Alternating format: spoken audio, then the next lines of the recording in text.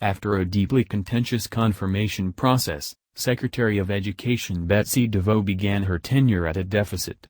It was therefore important that the Republican megadonor, cabinet secretary, quickly take steps to appear credible and qualified. That's not working out well.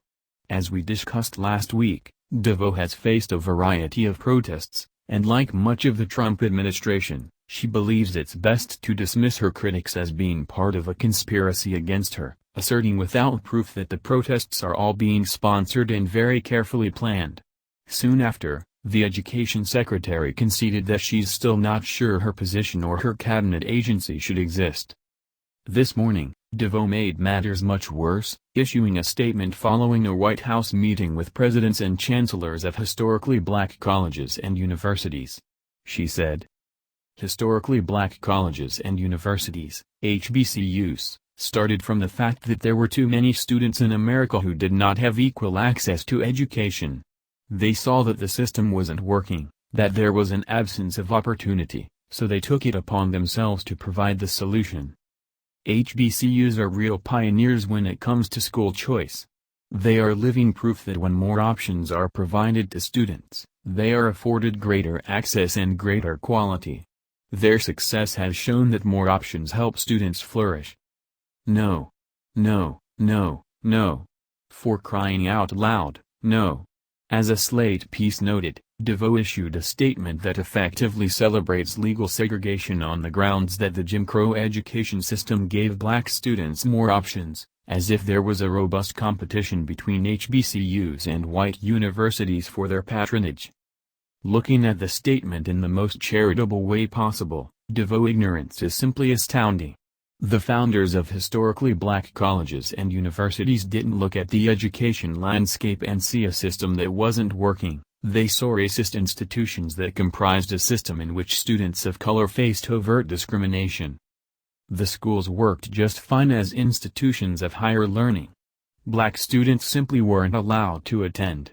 As the New York Times' Farhad Manjoo put it, to paint historically black colleges as pioneers of school choice is like saying the Montgomery bus boycott was a transportation startup. Of course, the context for all of this matters. DeVos could have met with the leaders of historically black colleges and universities, issued a polite and anodyne statement, and moved on, but the far-right education secretary has a lens through which all news must travel.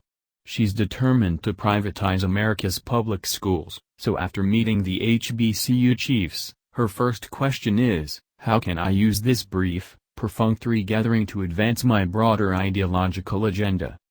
This, evidently, is what she came up with.